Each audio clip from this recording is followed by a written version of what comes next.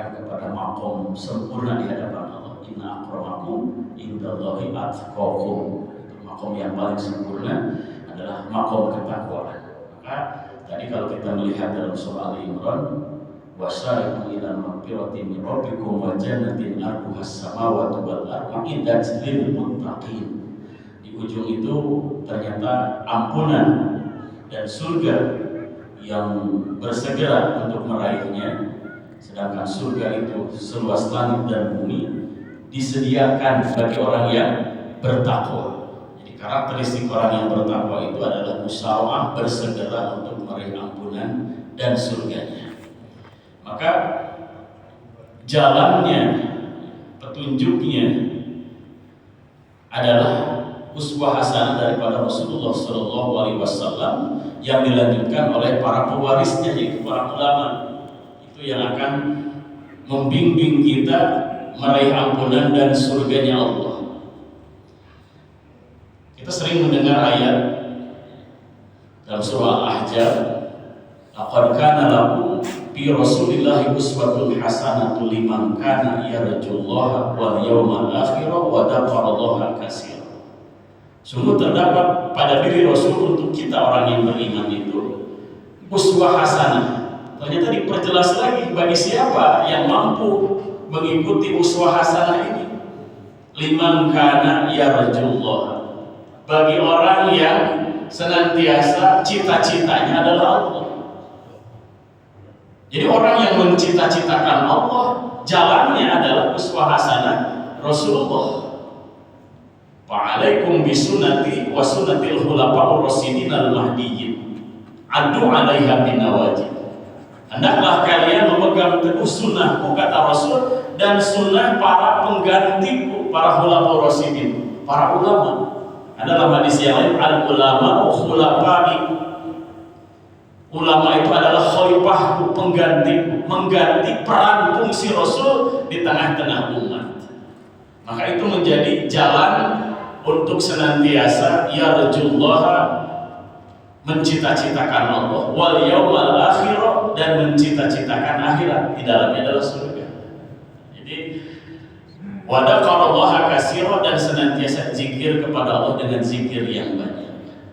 Maka untuk memupuk makom ketakwaan, meningkatnya keislaman kita, keimanan kita, maka kalau kita melihat beberapa riwayat hadis tentang hadis Jibril itu ada dua versi. Ada yang ditanyakan lebih dahulu tentang Islam, ada yang didahulukan pertanyaannya tentang iman.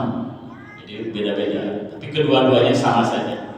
Sama saja. Karena orang yang berislam, bersyahadat itu diawali dengan beriman.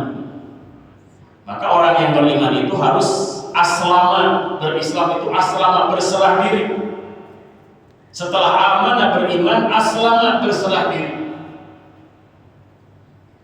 Penyerahan diri kepada Allah secara totalitas itu diiringi dengan ihsan, merasa menyaksi kepada tanda-tanda keagungan Allah, sekaligus merasa selalu diawasi oleh Allah Subhanahu wa Ta'ala. Maka pantas di ayat selanjutnya dalam surah Al-Imran tadi itu menjelaskan tentang muhsin, orang yang ihsan, yang bulan lalu kita bahas ya. Setelah takwa dijelaskan orang yang muhsin.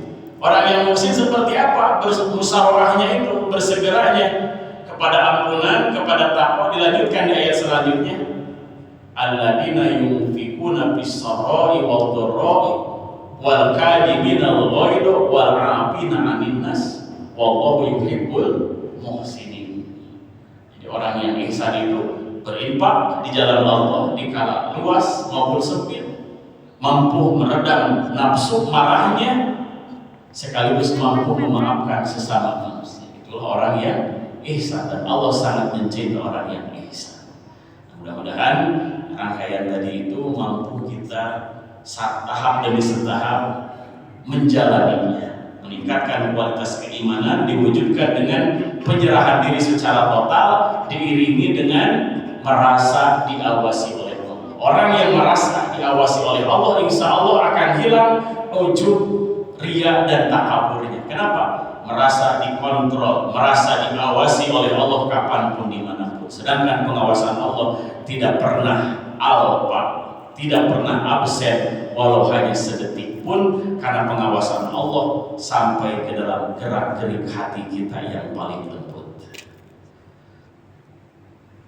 Demikian Bapak-bapak kajian ilmu tasawuf di subuh ini, pagi hari ini, mudah-mudahan menjadi ilmu nafi bagi kita semua, dan mudah-mudahan Allah bangkitkan kesadaran qalbu kita. Mari sama-sama kita riyadhah, kita latih qalbu kita dengan muhasabah, karena muhasabah ini adalah cara membersihkan qalbu kita.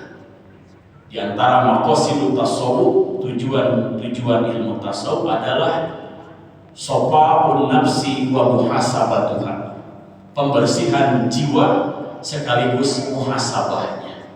Orang yang rajin muhasabah maka akan berkualitas jiwanya, dan orang yang rajin istiqomah muhasabah di dunia akan diringankan hisabannya kelak di akhirat. Mari tundukkan kepala kita, pejamkan kedua mata kita sejenak, lupakan dulu urusan